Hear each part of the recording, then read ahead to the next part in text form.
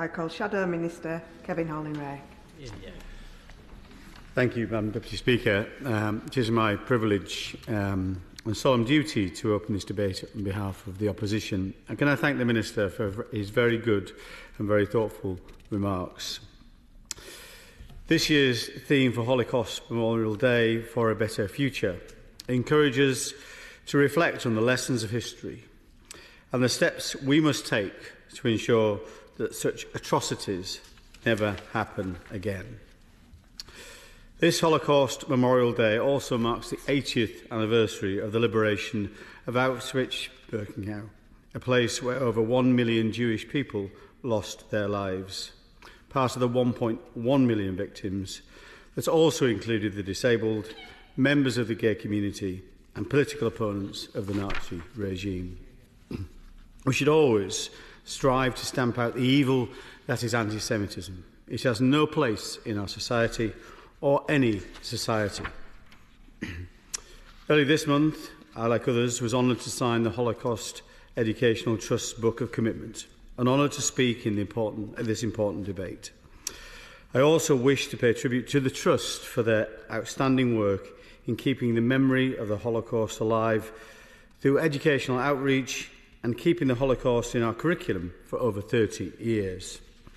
Can I also thank survivors of the Holocaust for the work they have done to educate past, present and future generations about the horrors of the past and give us the lessons for the future. My party will always support the Jewish community, so it was encouraging to see the Leader of the Opposition engaging with the Board of Deputies of British Jews, the Jewish Leadership Council and the Community Security Trust to discuss the challenges facing the Jewish community. As part of my role as Shadow Secretary of State, I'm meeting the Jewish Leadership Council in February and look forward to engaging with them and other Jewish organisations in the future. Our party will continue to engage with the community in opposition, and together we reaffirm our commitment to tackling anti-Semitism and promoting community cohesion and holding this government to account on these critical issues. This debate and this period of reflection comes at an important moment for the Middle East, which we hope will usher in a sustainable end to the conflict. Every single hostage must be returned safely home and reunited with family and friends after 15 months of the most unimaginable cruel captivity at the hands of Hamas. We have firmly in our thoughts the victims of the October the 7th terror attacks, those who lost their lives and those whose lives have been changed forever.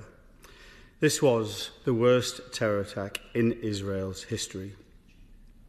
We're all relieved to see the first returns of hostages back to their loved ones under the recent ceasefire agreement, including, as the Minister says, the British-Israeli national Emily Damari.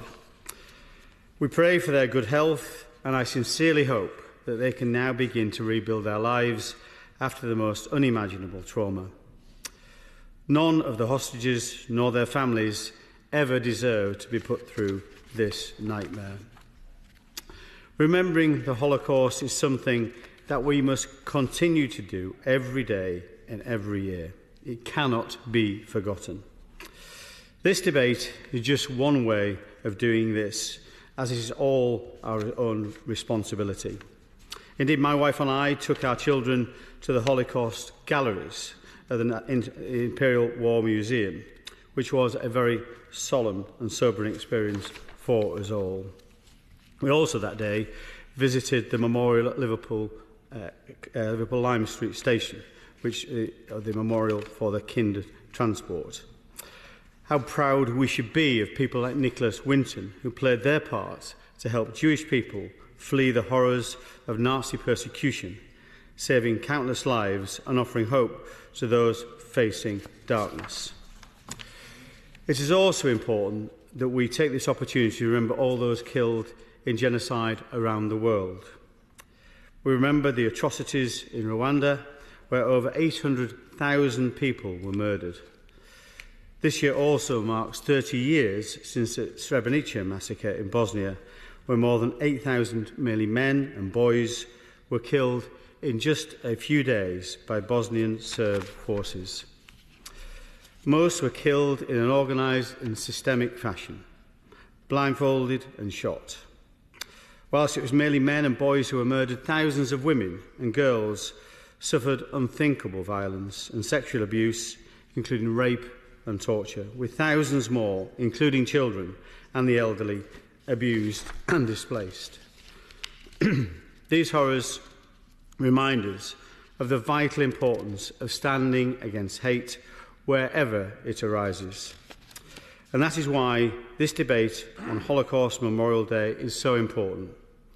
We must stamp out anti-Semitism and stop it impacting the lives of British Jews and, of course, Jews around the world. But we also owe it to the memory of all victims of genocide to educate future generations and to work tirelessly to prevent history from repeating itself. Let us honour their memory by building a better future, free from hate, division and violence.